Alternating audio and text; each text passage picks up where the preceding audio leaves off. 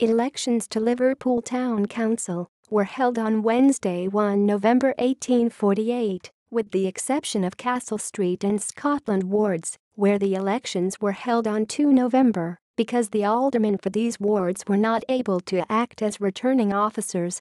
1/3 of the council seats were up for election, the term of office of each councillor being 3 years. 8 of the 16 wards were uncontested. This was the first year that the local press referred to Liberals rather than Reformers. The main issue at this election was whether the corporation estate and the docks should be subject to rates tax.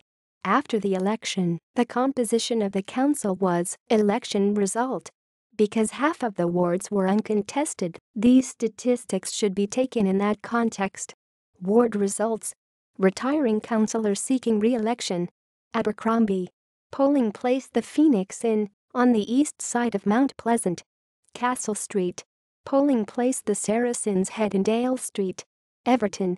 Polling place the Public House on the north side of Great Homer Street, occupied by Mr. Charles Unwin. Francis Shand was opposed to the rating of the corporation and dock estates. Edward Langsdale was of the opposite view. Exchange. Polling place the north end of the Sessions House, in Chapel Street. Thomas Littledale Junn was a prorator. Great George. Polling place the shop, number 64 at the north side of Nelson Street, occupied by Mr. Richard Hesketh. Lime Street. Polling place the public house of Mr. William Prescott, at the corner of St. Vincent Street, London Road. James Johnson was a prorator.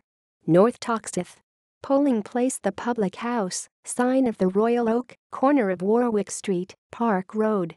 William Fisher was a prorator. Pitt Street. Polling place the committee room of the South Corporation School, in Park Lane. Thomas Robinson was a prorator. Rodney Street. Polling place the shop, near the entrance to the new arcade, on the west side of Renshaw Street, occupied by Mr. Robert Brassey. George Booker was a prorator. St. Anne Street. Polling place the house of Mr. Thomas Hindle, on the west side of Christian Street. Thomas Poole was a prorator. St. Paul's. Polling place the house of Mr. Mather, at the northwest corner of St. Paul Square. Both candidates were prorators. St. Peter's.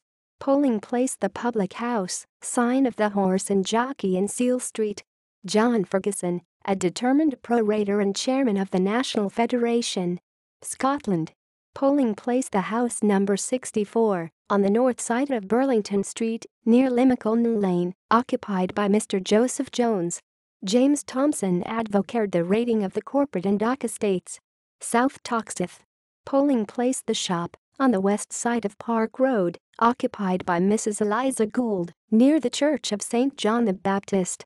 Edward Cannon Hindley was a prorator. Vauxhall. Polling place the house occupied by Mr. George Gurdon, on the west side of Vauxhall Road nearly opposite the end of Blackstock Street. William Rathbone was an advocate of the Rivington Pike water scheme and opposed to the rating of the corporate and dock estates. Mr. Hodson took the contrary views. West Derby. Polling place the house, on the south side of Edge Hill, opposite the church, in the occupation of Mrs. Mary Fleetwood. Richard Mitchell Beckwith was a prorator. See also: Liverpool Town Council elections 1835-1879. Liverpool City Council elections 1880, present. Mayors and Lord Mayors of Liverpool 1207 to present. History of local government in England. References: